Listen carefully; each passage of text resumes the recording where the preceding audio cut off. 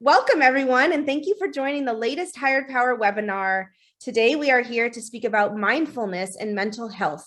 We have two amazing special guests joining Poppy, Carmelo. Our guests are Dr. Vasa and Casey. So before we get going, let me give you just a quick introduction so you know who is speaking today.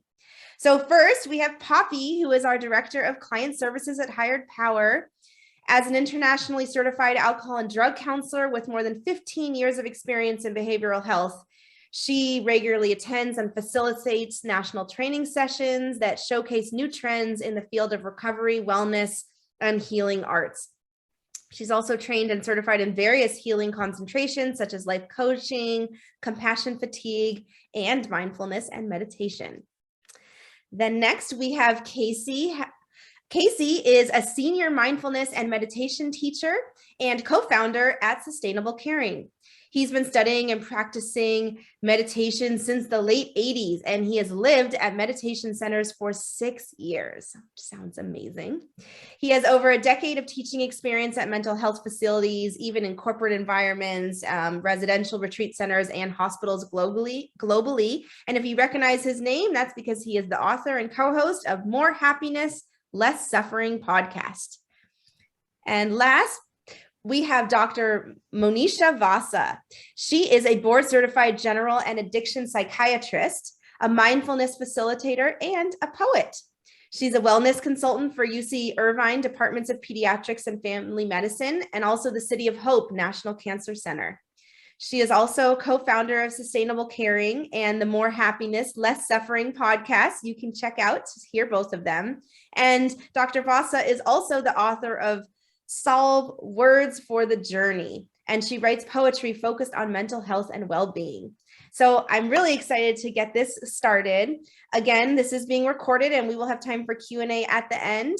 And we really hope that this provides you, the ability to cut through the noise on mindfulness and holistic approaches for mental health and discuss the techniques, what they are, how they can be put into practice, and what implications they might have on someone's well-being.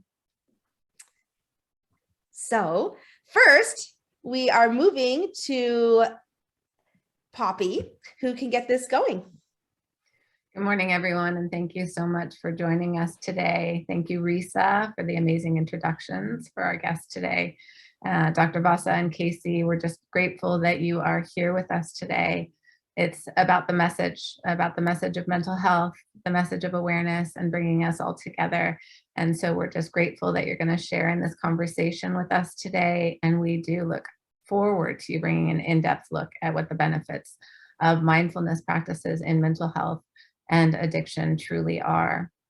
It was through that awareness and understanding of the growing needs of mental health and addiction support that Hired Power was created initially. And in its goal of supporting individuals and all their families throughout this recovery, the importance of personalization and its true compassion became part of the breath of Hired Power.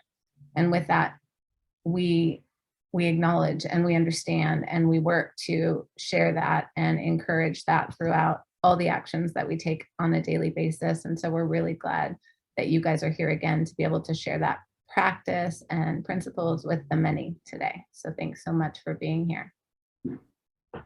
Yeah, wonderful. Thank you. Casey's actually going to start us off this morning with a practice in meditation. We hope that you guys can all join us. Yeah, wonderful being here. And yeah, we thought it'd be wonderful to start off with an experiential practice of meditation. So let's just move into a nice posture for practice. This will not be, super long meditation, so it doesn't have to be really formal, but just kind of moving back into your seat.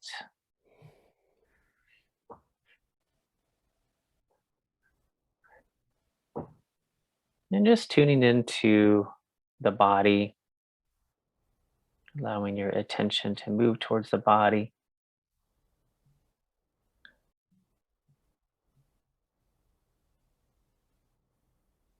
And as you do so, just checking in with your energy level.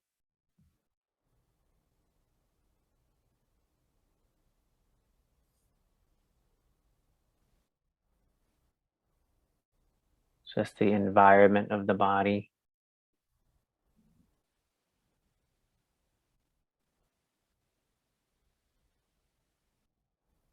And checking in with the mind. And as you check in, just allowing your attention to accumulate here around the body and mind. Just doing so with non-judgmental awareness.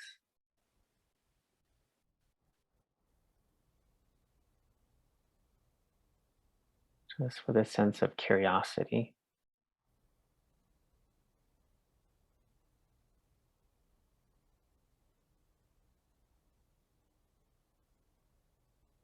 Allowing everything in, allowing everything out.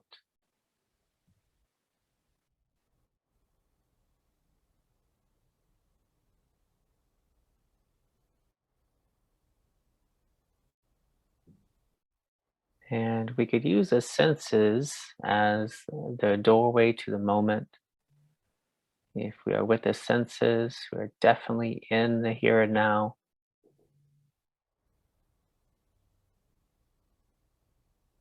So tuning in to what the body and mind are picking up in this rich moment.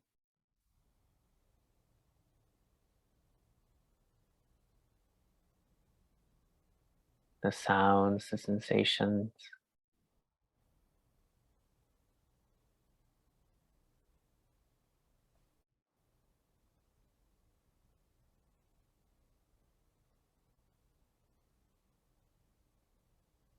And doing so with some non-striving, not really looking to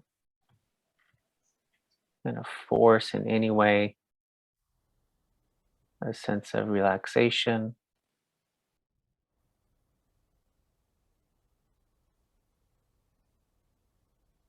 But simply allowing the mind and body to settle like a leaf that's falling from a tree is eventually going to find the ground.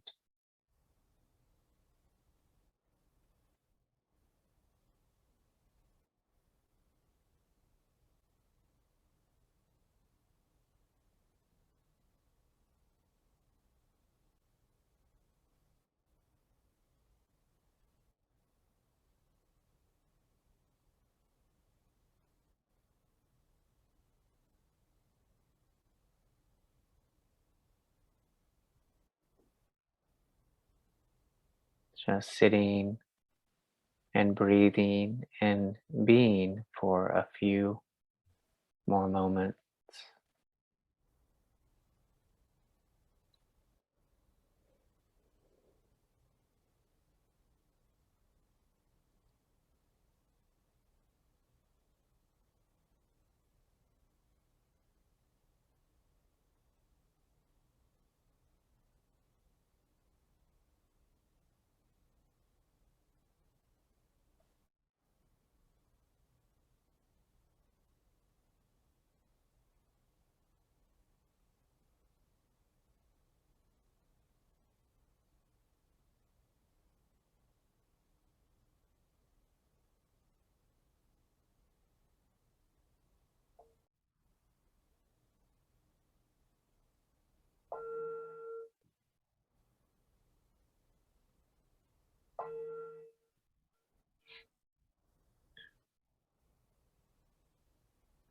And at your own pace, nice and slowly,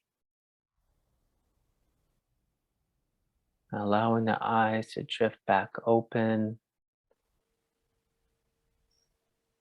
holding on to any accumulated peace as you do so, and eventually allowing the body to move when you're ready.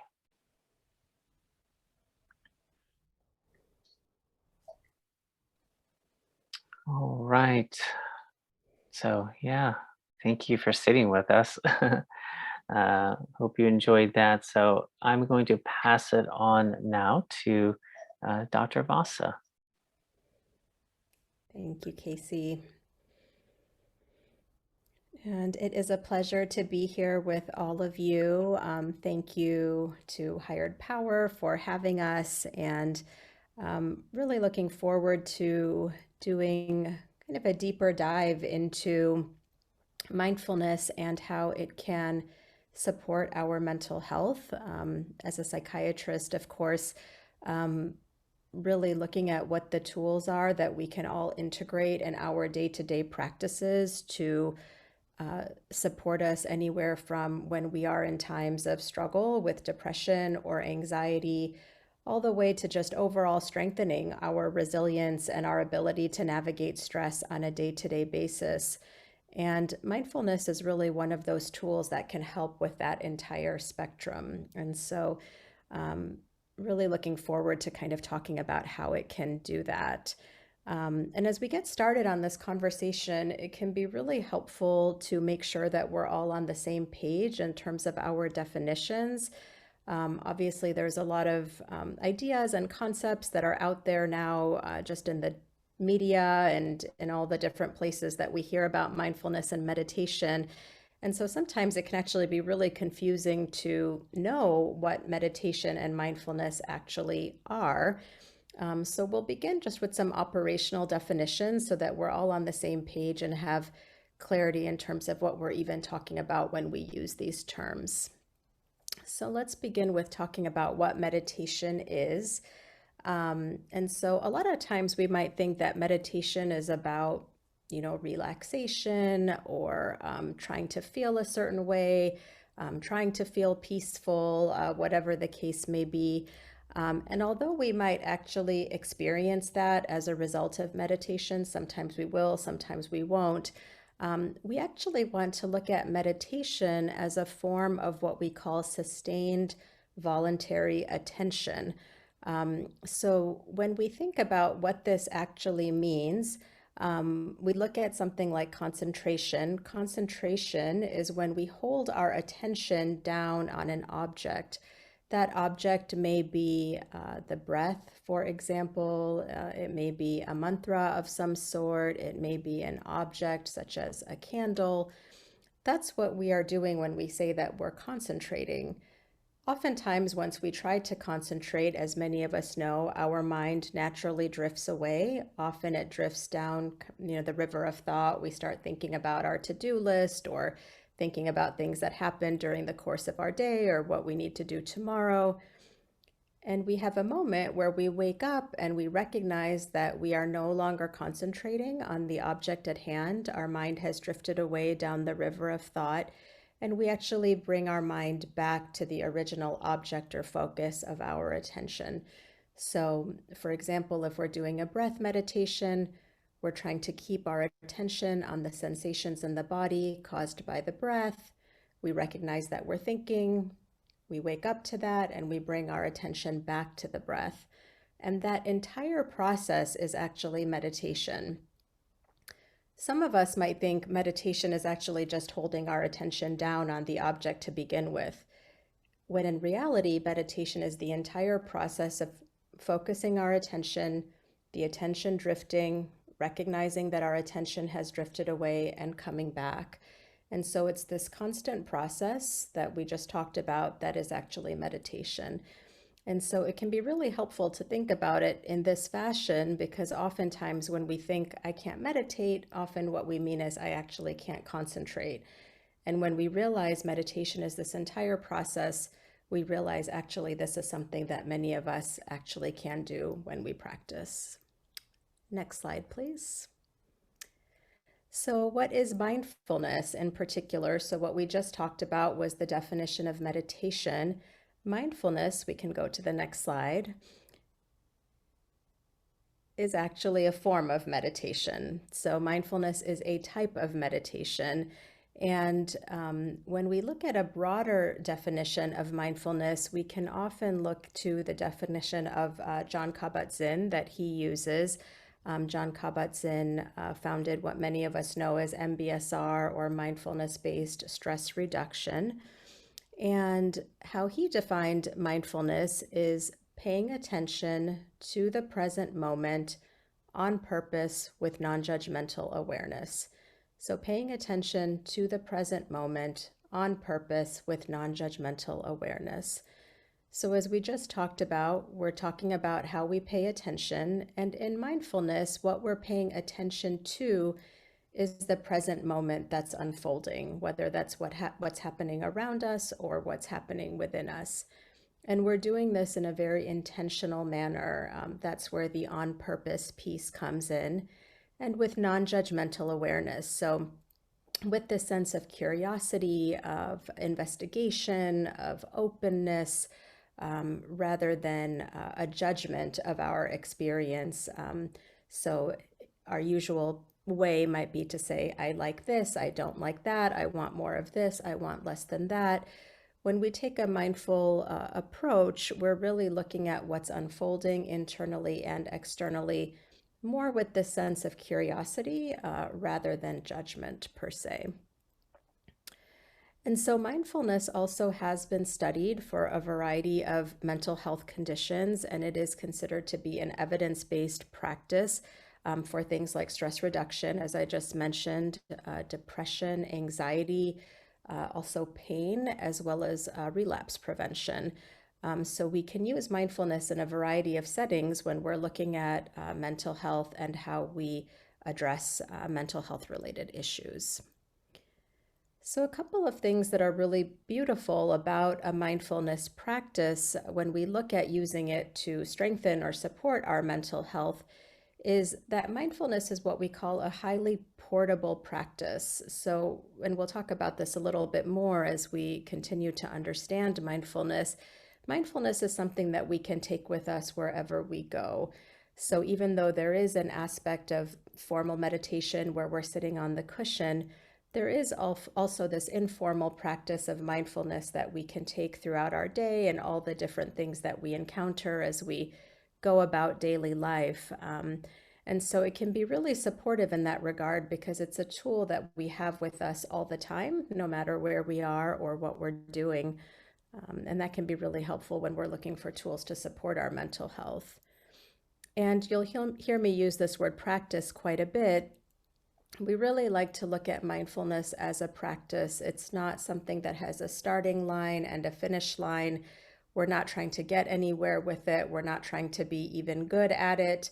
This is really something that we can start over and start over and start over at any point over the course of our days, weeks, months, as we're navigating our life. Next slide, please. So as I mentioned, mindfulness has what we call a formal component and an informal component. So we want to break those down a little bit in terms of what we mean by the formal practice and the informal practice of mindfulness. So the formal practice is what we really call our on the cushion time. So this is our formal meditation practice that we do when, we could be sitting on a cushion, but of course we can do meditation in any setting. It doesn't have to be sitting on a cushion. But the meditation that we did when we started this webinar is a really good example of a formal meditation practice. And during this time, what we're doing is we're really strengthening that muscle, building that skill of mindfulness, meaning that we're bringing our attention to usually what's happening in the present moment, usually the breath or the senses as we did at the beginning, and then recognizing when our mind drifts away and then waking up and coming back. And we're doing that over and over and over again during this formal practice. And that's a way to really strengthen this muscle of mindfulness so that when we go about our day, we've had an opportunity to practice in a more focused manner.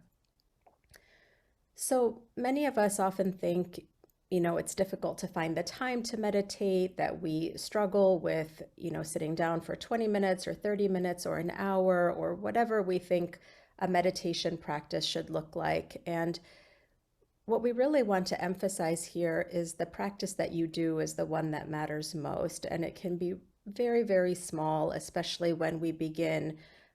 Even sitting and taking one conscious breath, breathing in, I know that I am breathing in, breathing out, I know that I am breathing out, is an example of a meditation, and that counts. And so we want to really look at keeping our practice, especially in the beginning, small and accessible, non-intimidating, so that we have a desire to practice. And then, of course, as we continue to practice and strengthen our capacity for mindfulness and meditation, we might organically increase that time. But we don't have to sit for any particular period of time for it to count. Next slide, please. And then the second aspect of mindfulness is what we call the informal practice.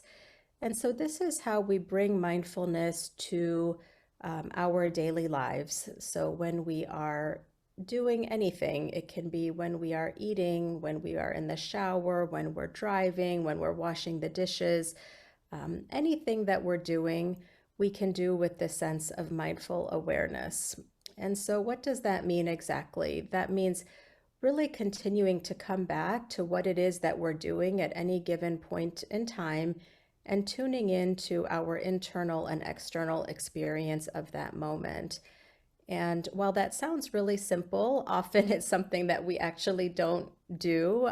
Many of us can probably relate to the experience of taking a shower in the morning and not really being aware that we're taking a shower. We're already in our first and second meeting or appointment of the day, and in anticipation of what is going to be happening, or driving from point A to point B and not really being aware of how we got to point B because we were checked out or tuned out, and usually lost in thought, with thoughts of the past or thoughts about the future. And so I often say that this is kind of the most challenging yet simple thing that we're doing, which is to know what we're doing while we're doing it. And so how do we actually do that? How do we actually bring our attention to what it is that we're doing, rather than thinking about things that have happened in the past or thinking about things that we anticipate might happen in the future, or even being lost in our judgment of what's happening right now? And so there are a couple of tools and techniques that we can use as part of this informal practice to come back to the present moment, and detach from sort of all the thinking that we often do, as opposed to just being present with what is. And so a couple of the tools that we can use are ones that we practiced in the beginning, which is looking at what are the doorways or the entry points to the present moment. Oftentimes in mindfulness practices, we'll often bring the attention back to the sensation of the breath, or we'll bring our attention back to the senses themselves. So what is it that we see in any given moment? What do we hear? What do we feel? What do we smell? What can we taste? And the reason for this is because the senses and the breath are always unfolding in the present moment. We can't smell something from the future. We can't taste something from the past. We can't breathe in the future. We can't breathe in the past. These are always things that are happening in the here and now. And so often, if we feel that we are struggling to get out of our minds and reconnect with what's happening in the here and now, the senses and the breath can often be doorways to that experience. And so that's one tool that we can use. Another tool that we can use is what we call the triangle of awareness. And the triangle of awareness is bringing awareness to our thoughts, emotions, and our body sensations. And the entirety of what we experience internally and externally is through these three things, right? So in any moment, a quick way to kind of check in with what's happening in the present moment, especially in terms of our internal experience, is to say, what are the nature of my thoughts right now? How are my emotions right now? What am I noticing in the body right now? So thoughts, emotions, and body sensations, again, this triangle of awareness, are often ways to connect to what our current experience is, rather than thinking, again, thoughts about the past, thoughts about the future, or being in judgment. So when we practice, whether the formal practice or the informal practice, we really want to think about not only the tools and the techniques that we're using, but also how we're going about practicing. And we really want to emphasize that we want to approach mindfulness with this sense of curiosity and non-judgment, as we talked about in the initial definition of mindfulness. So oftentimes, I might hear something from a patient like, I really am so bad at mindfulness, or I'm really bad at meditating, or, I tried, but my friend can meditate for 20 minutes and I can only meditate for 5 minutes.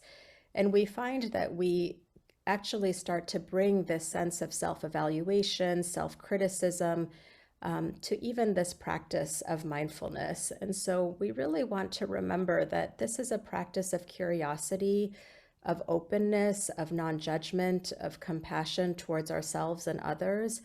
And so we want to approach both the formal practice and the informal practice with this quality. So there's a few things that we want to remember that mindfulness isn't. The most important one is that mindfulness is not a self-improvement project. We have many things that we are trying to be better at in our lives on a day-to-day basis. Mindfulness doesn't need to be one of those. This is a practice of being present, of coming back to the present, of learning not to get lost in thought or follow the river of thought. And so it's something that is a tool that we are using, a practice of self-awareness, but it's not something that we're trying to get good at, or that we're trying to constantly improve at. And so because of that, if we find that we have fallen away from our practice, it's not something that we want to beat ourselves up about. We just want to recognize, oh, we've fallen away from it, and I can come back and I can start over at any particular point in time. It also doesn't need to be time consuming. It doesn't mean we need to be slow in how we go about our day. It is not a religious practice, and we're not even trying to relax. We're simply, again, connecting with the reality of our present moment by moment experience. Next slide, please. So a little bit about the neurobiology behind mindfulness and why it is helpful or important to practice, especially when it comes to supporting our mental health. So we know that when we look at MRIs of consistent meditators, that there are changes to the structure and the function of the brain that occur over time in very specific regions of the brain. So we see increased gray matter density in areas like the hippocampus and the anterior insula, which means that mindfulness supports our cognition, our memory, and our ability to learn. And then we also see increased cortical thickness in the frontal regions of the brain. These are the regions that control our executive functioning, so improved cognitive function, improved ability to pay attention, and improved self-awareness. We also know that when we practice mindfulness on a regular basis, that we activate our parasympathetic nervous system. So we step out of this fight or flight. Most of the time these days, with the amount of stress that we're all facing, many of us are really moving about in this state of sympathetic overdrive, constantly being in fight or flight. And a meditation practice actually activates the parasympathetic nervous system rather than the sympathetic nervous system. Next slide, please. So how does mindfulness support our mental health? And I think this is really important for us to think about. As I mentioned, mindfulness is an evidence-based practice for a variety of mental health challenges, including depression, anxiety, and relapse prevention from substance abuse. And there's a couple of ways that we think it helps with those things. So when we look at mindfulness, what we're really learning and what we're really practicing is how to sit with the nature of our experience with curiosity and non-judgment. And so oftentimes we're learning actually how to observe with openness what arises when we are experiencing strong emotions. So what does fear look like? How do we experience fear? How do we experience grief? What does sadness feel like in the body? What does worry feel like in the body? And as we learn to actually sit with and observe the nature of those emotional experiences, what we actually learn is that many of those challenging emotional experiences come and go of their own accord, often without us doing anything at all. So when we observe the thoughts and emotions and body sensations, and actually identify more as the observer of those thoughts, emotions, and body sensations rather than identifying with them, we actually learn that we can sit with many of these emotional experiences, perhaps with more capacity than we realized. So often, when we experience things like sadness or grief or fear or these difficult emotions, more challenging emotions, we realize that much of the suffering that comes with them is actually from the layers that we often add on to them, which is, for example, if we're struggling with depression, I'm going to feel this way forever. I'm never going to get better. I've always been depressed. Why do I struggle with depression when others don't struggle with depression? And we add all of these layers onto the experience that actually can add to the suffering that comes along with mental health challenges. When we take a mindfulness-based approach, we're just sitting with curiosity of the experience itself. So, oh, this is what sadness feels like. Sadness actually comes and goes. Sadness feels like this in my body sometimes, and sometimes it feels like that in my body. And so we actually learn to sit with actually the pure experience of the emotion rather than all the layers that we often add on to it. When we approach these experiences with curiosity, we often then create space for approaching them also with some kindness and compassion towards ourselves. So as opposed to often the self-judgment and the self-criticism that can come along with mental health challenges, we learn to recognize, oh, this is a difficult moment. This is a moment of suffering. And we start to practice being able to be kind to ourselves in those moments, as opposed to approaching ourselves with more of that self-critical view. We're also able to break down some of these experiences that feel really overwhelming through tools like the triangle of awareness that we talked about. Often we can get really flooded when we're dealing with difficult emotions. And yet when we break it down into what thoughts am I having right now? What emotions am I having right now? What is my body noticing right now? We can actually start to break down the experience into things that we can name. And once we can name them, we can then take steps towards addressing them. And then the last aspect is this piece that we talked about, that when we practice mindfulness and we practice meditation, what we are practicing when we wake up from getting lost in thought and coming back to the present moment is we're learning how to identify more as the observer of our thoughts rather than identifying with the thoughts themselves.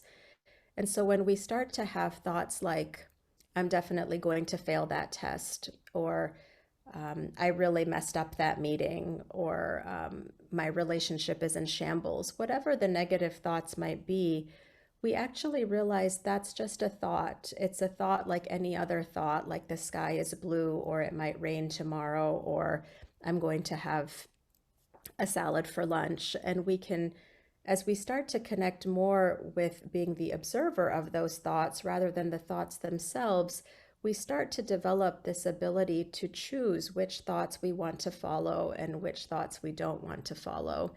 And that can be a really important tool when we are struggling with something like depression or anxiety. Next slide, please. Okay, so I know we went through a lot of information very quickly there, and talking about mindfulness is something that's always kind of funny to talk about because it's such an experiential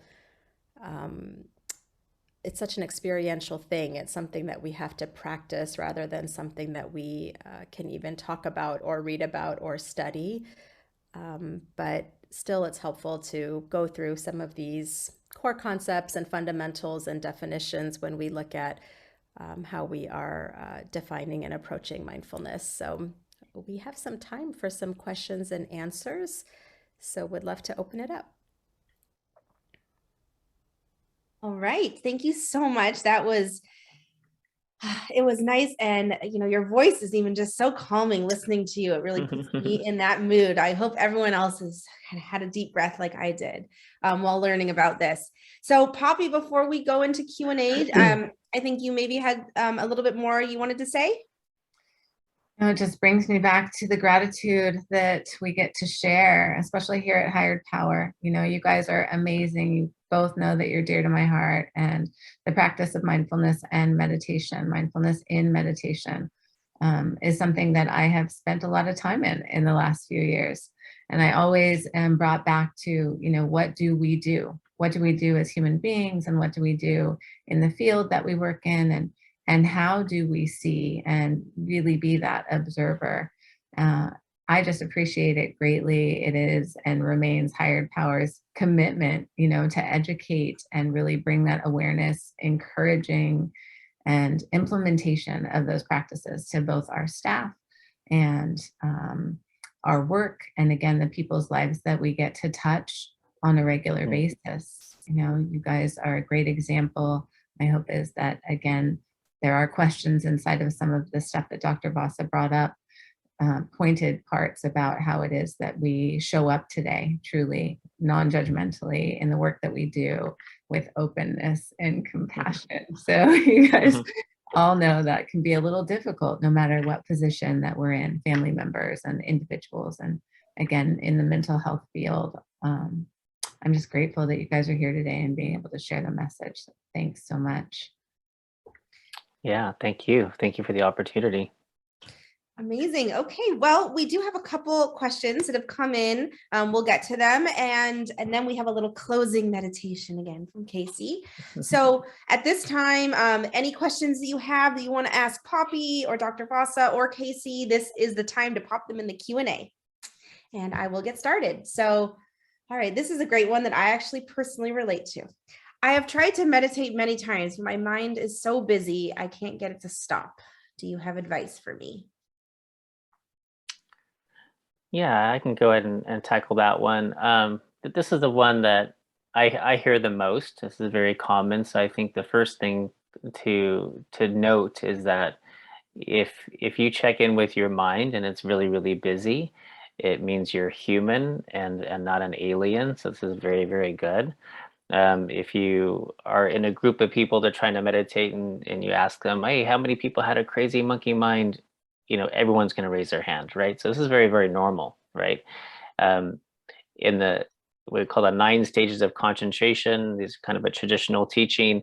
The first stage of concentration we call the waterfall, which means we turn in towards the mind and there's just a waterfall of thoughts, right?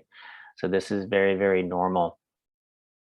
The second thing is that meditation, it's a myth that meditation means that we should be having a thoughtless mind. There's a big difference between a clear, luminous mind and a mind that is free from thought. Not quite sure how this kind of myth got in there. It's just like a room. A room could be full of furniture, yet it's more space than furniture, right?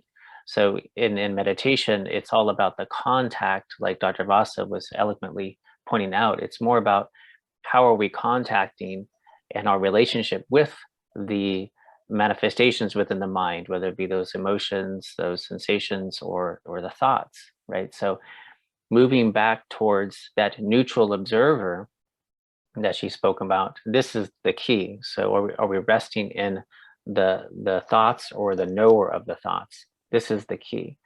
And that non-judgmental piece that she brought up many, many times, the observer is naturally non-judgmental. So the qualities that we're looking for, they're innately arising as soon as we move back into the observer, because it would take another thought to judge that thought, right? So it's automatically non-judgmental. It's automatically, actually the mind's automatically at ease.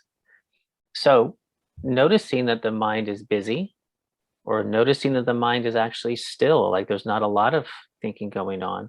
The observer is the same. The observer is the same with busy mind. The observer is the same in still mind.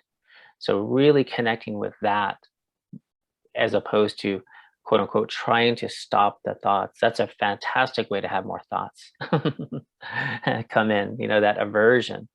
So we notice that when we relinquish the need to have the mind be a certain way, the mind is naturally more at ease. Yeah. So hopefully that helps. Yes, Yeah. I think so. All right, here is another great question. Is taking a nap when having a long day a form of meditation, or is that more of an escape? I Maybe can, Dr. Either Vasa. one. yeah, I can speak to that. So, when we go back to the definition of meditation, we really want to think about meditation as this sustained voluntary attention, as we talked about, that we're trying to hold our attention down on an object like the breath, for example, recognizing when the mind drifts away, waking up to that, and then bringing the mind back. And so when we think about meditation, that's really what we think of as the definition of what meditation is. So taking a nap isn't necessarily a form of meditation, because we're not necessarily going through that practice of paying attention, drifting away, waking up, coming back.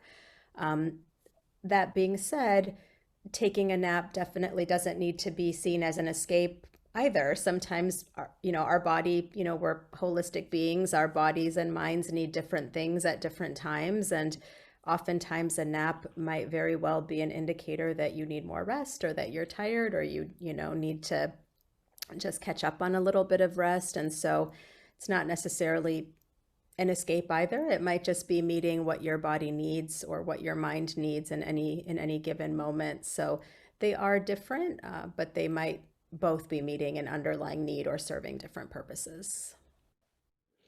And I'll add to that, if you don't mind, just one little thing is you can combine the two actually. When the body and mind are tired, we could be mindful of tired mind or sleepy body, and notice, become the knower of that. So, oh, this is what it's like. It's like this, when mind is tired and fatigued, when the body is fatigued, it's like this. So we could do I'm sleepy meditation. So we could turn that, if you want to turn that into a meditation, you could just be awake and aware of what it's like to have dullness in body and in mind. So we could even meditate when the body is dull. And then you can move into wise action from there, thinking, oh, I might just want to take a nap. And then you can move into actual sleep. But the wakefulness, as Dr. Vasa was saying, is key to it being actual meditation. Would be I'm awake, I'm here. Yeah. That makes sense. So here's a question that I think is maybe a little bit more poppy, but if someone is interested in practicing mindfulness and meditation, what can higher power do to support them? Whether it be with a PRA or a sober companion, or what can higher power do that's involved with this? Absolutely. Thank you. And I think just speaking into that awareness, one of higher power's practices is to really be conscious of recognizing the individual that we're serving, as well as the family members that are coming to us and looking for service providers and attention to the details of what they need. And so all of our companions, if you will, our personal recovery assistants, all are very well trained. And what we hope is that we will be able to match that individual to the degree that we can. And we have plenty of companions that have been trained in, that have their own personal practices, that have been with us for years, and that can really bring that to the individual that we're serving, being able to make those practices with them and engage fully with them where it is that they're at, truly being able to find them. And again, learning some of what they're doing is our practice as well, right? We want to support them where they're at. Yeah, absolutely.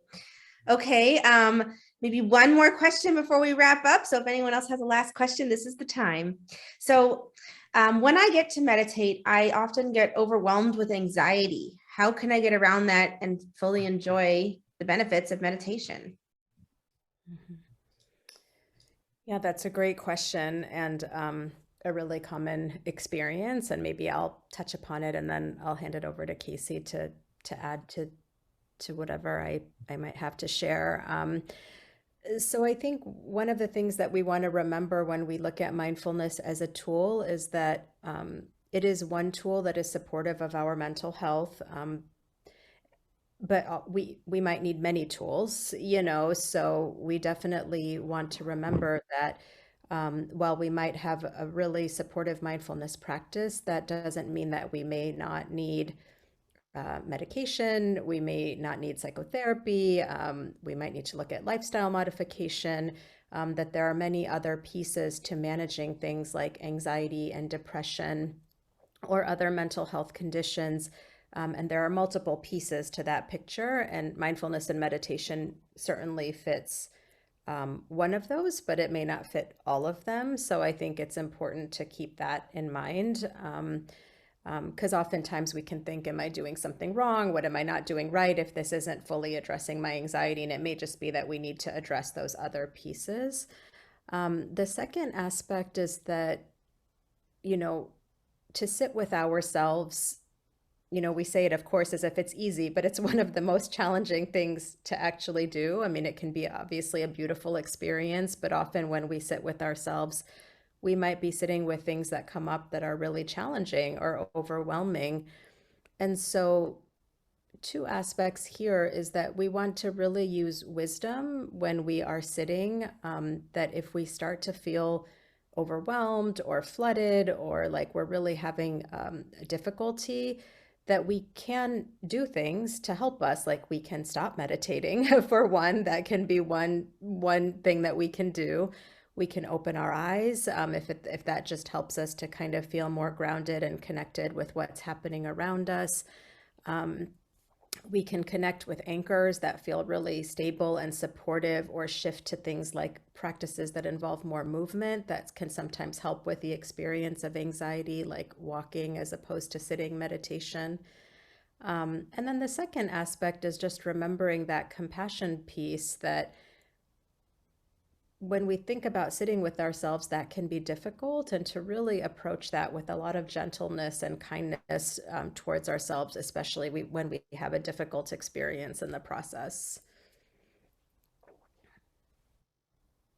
Makes a lot of sense. Okay, one more question came in, and then we will begin our closing meditation. So don't leave yet. So this is a really good question. Do you think a mindfulness practice adds to other modalities of treatment? Addiction and behavioral health treatment.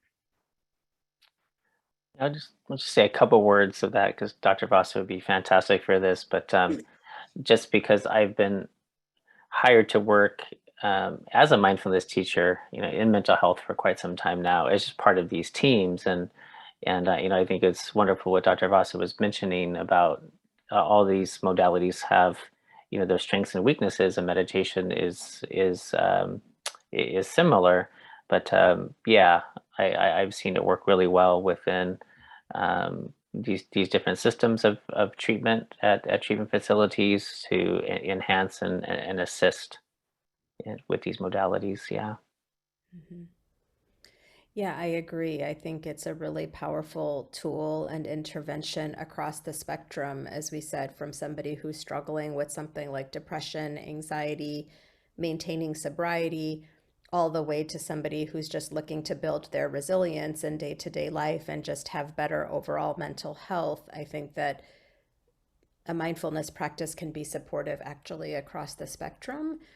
But as implied in the question, oftentimes we do need other tools and modalities as well to go hand in hand. And usually it is the sum total of having all the tools in our toolbox that we're using and that we can draw upon that is often the most helpful. So it's really helpful to remember that we usually don't want to rely on just one tool or one strategy, but that we want to make sure that we're sort of developing and exploring all the potential modalities that could help us to get better.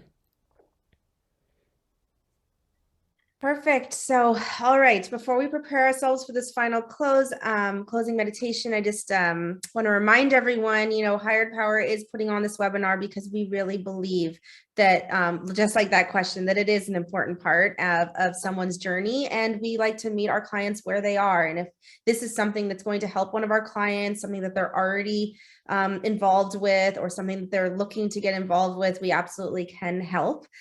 Sometimes, it might come up with one of our intervention services or safe passage, which can be very traumatic and stressful. And of course, like Poppy said, our PRAs, which we call personal recovery assistants, but other people might call them a sober companion. And also even our, for our family therapy, like our Epic for families. So there's a lot of ways that we can integrate mindfulness and meditation throughout your journey to recovery, and absolutely, exactly like Poppy said, to meet you where you're at. So a couple of people are saying, thank you for sharing about meditation and mindfulness. And someone else said, your explanation of mindfulness was really beautiful and complete. Thank you for taking the time to put this out. So I'm glad. I hope we're making some people happy and giving a little bit of, calmness in the middle of our Wednesday. So with that in mind, Casey, I would love if you could lead us through our closing meditation. Yeah, for sure. So just settling into a nice posture for practice. Like once again, allowing the eyes to close if you like.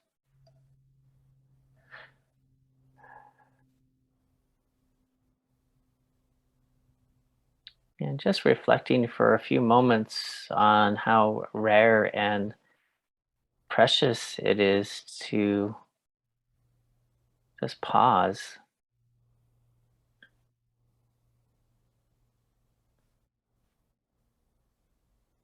And reflecting on how rare it is to even sit today and hearing about these inner resource tools. This is really rare as well. Usually we're looking for things that are outside of ourselves.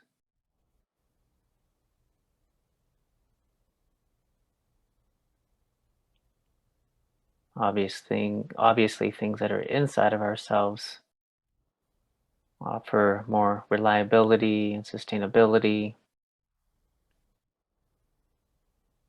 These inner resources are always wonderful to tap into. So as Poppy mentioned, just allowing some gratitude to arise for this opportunity to sit and reflect upon these things.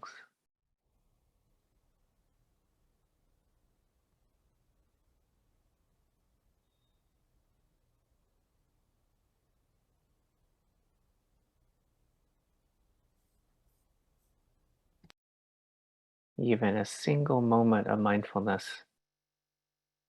I'm here, I'm alive, I'm breathing.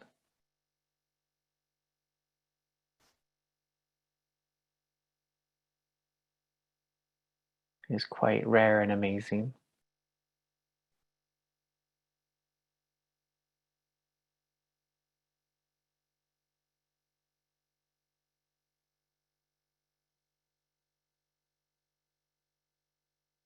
And so reflecting back on the definition that Dr. Vasa went over, paying attention to the present moment on purpose, non-judgmentally.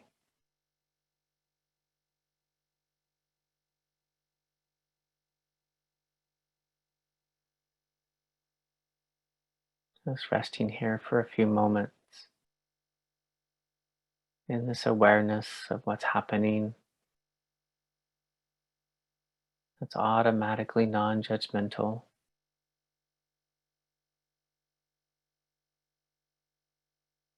Simply allowing everything in and everything out.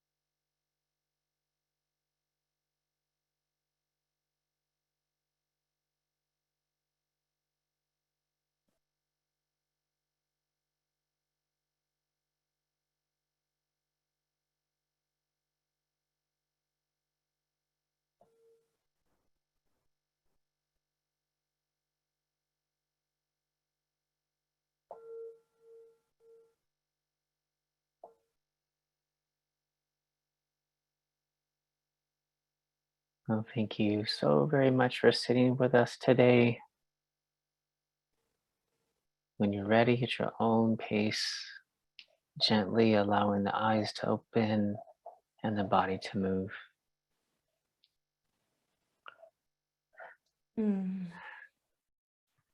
That was lovely. Thank you, Casey. What a wonderful way to start and end a webinar. And I am very grateful myself, like you said, to take this break in the middle of the day. So thank you so much, Casey. For sure. Thank you so much, Dr. Vasa. I think this was really helpful and really a great reminder for all of us how much power, we have. And thank you so much, Poppy. It's so amazing that higher power, believes so much in, the bigger picture and the more holistic side of treatment and recovery. And, thank you for putting this panel together and being here to support. So, I guess we'll have to wake back up now and go back to our days. But if anyone has any questions or they would like to, connect with Dr. Vasa or Casey or Poppy or, just have any questions at all, feel free to reach out to us at Hired Power. We're available 24/7, 365 days a year, whenever anything comes up and to support wherever you may be at in your journey. So thank you so much. I will be sending out the recording. I may even want to snip out just your little meditations people might like. Your voice is so calming. And thank you so much, Dr. Vasa, Casey, and Poppy, and everyone that joined. We really appreciate you being here and acknowledge that you took time out of your day for this. So thank you and wish you all a good rest of your day. Thank you, everybody. Thank you all so much. Thank you very much. Thank you. Take care. Take care.